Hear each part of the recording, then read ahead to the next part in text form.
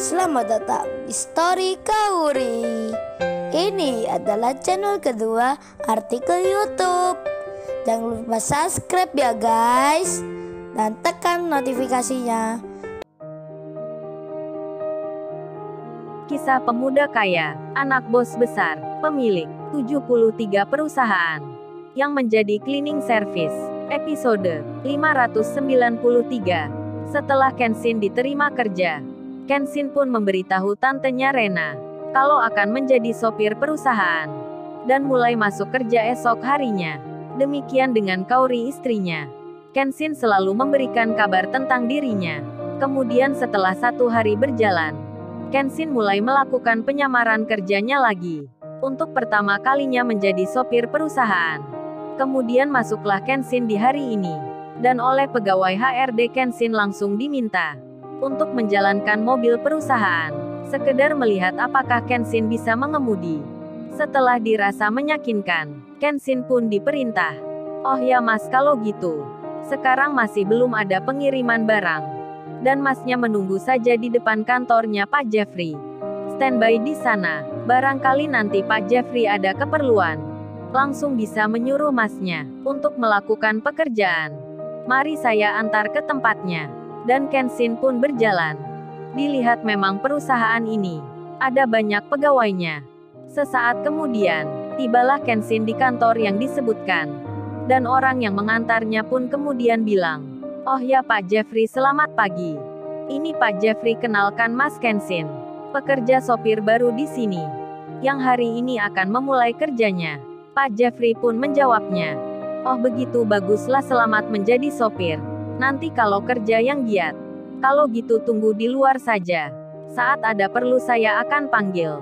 Pak Jeffrey bicara hanya sebentar melihat Kenshin. Bahkan terkesan mengacuhkan. Kenshin pun akan menunggu di luar. Saat balik hendak berjalan, si Jenna putrinya masuk. Jenna pun lalu bilang, "Lo kamu yang kemarin memecahkan pot itu. Kok kamu masuk ke sini? Ada apa Ibu Ratna? Orang biasa kok dibolehkan masuk di kantor ini?" Ibu Ratna, staf HRD itu, menjawabnya. "Oh ini maaf Non Jenna. Mas ini yang saya bilang kemarin. Pegawai baru yang diterima kerja. Menjadi sopir perusahaan. Seperti yang diminta papinya." Si Jenna pun membalasnya, "Oh begitu ceritanya. Ya baguslah kalau gitu." Dan Jenna melanjutkan bicara. Pada Kenshin, Jenna berkata, "Oh ya, untuk masnya tolong diingat-ingat ya.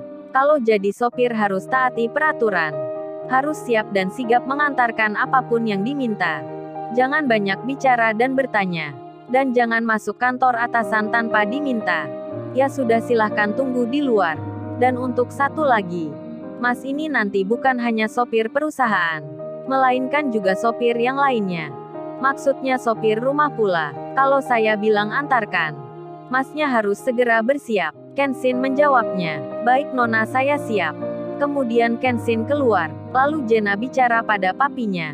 "Oh ya Pap, perusahaan papa sendiri gimana ya? Apa sudah siap Jenna tempati? Kan sudah berjalan 2 tahun.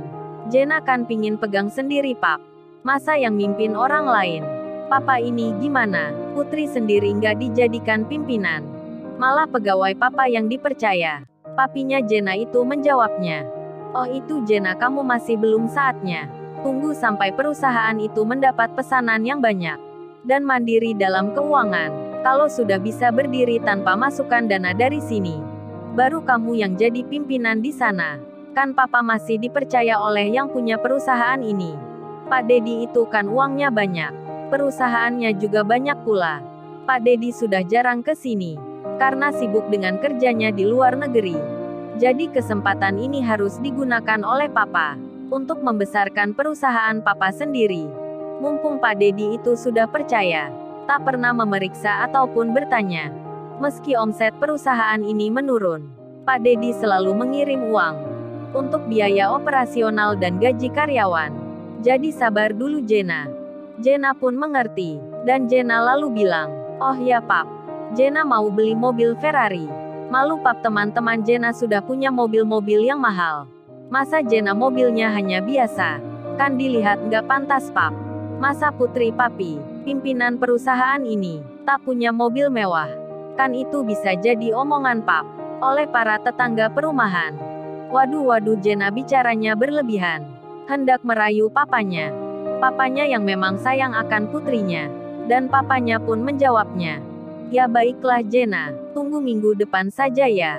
Saat dikirim uang dari Amerika. Untuk perusahaan ini, nanti papa ambilkan dari situ.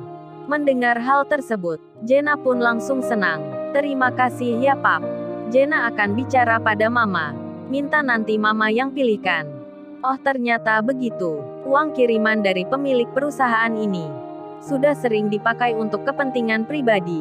Kenshin yang baru menyamar menjadi sopir tentu belum tahu dan tak mendengar percakapan tersebut. Karena Kenshin lagi duduk di luar. Kemudian Jenna kembali ke kantornya. Sambil berjalan melihat Kenshin yang duduk di depan jendela. Jenna pun tak menyapa, berjalan melewati Kenshin dengan angkuhnya. Dan Kenshin melihatnya hanya biasa. Sambil Kenshin memperhatikan apa yang ada di sekitarnya. Setelah itu Jenna sudah sampai di tempatnya kerja. Kemudian terdengar handphonenya berdering. Seorang temannya sedang menelpon dirinya. Si Jenna pun mengangkatnya. Kemudian Jenna berkata, "Halo Sandria, ada apa nih telepon pagi-pagi begini? Tumben lu telepon gua secara langsung. Biasanya aja lu kirim pesan."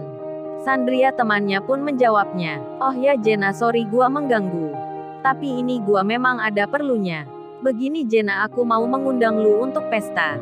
Tepatnya nanti di sore hari. Ada di rumah cowokku. Cowokku kan ulang tahun.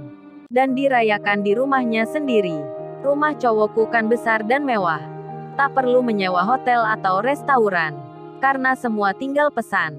Jadi gua mengundang lu dan teman-teman untuk hadir ke acaranya. Pokoknya lu harus datang Jenna. Karena pestanya sangat mewah. Barangkali lu nanti dapat pacar di situ. Sebab aku juga mengundang teman-teman kuliah yang masih single pula. Para cowok-cowok yang tampan. Jangan khawatir mereka orang kaya.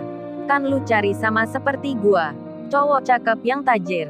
Nah lu harus datang nanti." Jenna pun menjawabnya, "Oh begitu ya Sandria. Pasti gua akan datang. Kamu kirim ke Telegram ya alamat rumah cowokmu itu." Sandria temannya pun mengiyakan. Setelah itu Jenna menelpon bawahannya.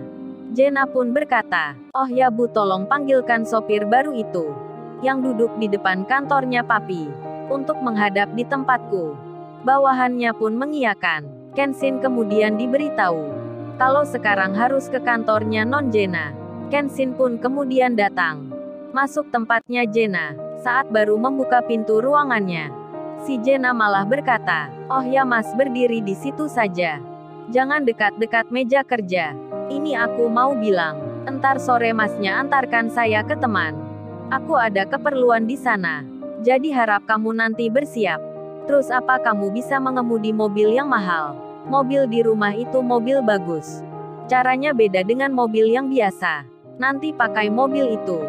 Dan ini nanti pulang kerja hari ini. Mobil perusahaan yang di luar. Kamu pakai untuk antarkan saya dan papa. Sekalian kamu biar tahu rumah gua. Biar nanti kalau saya perintah, kamu langsung cepat datang."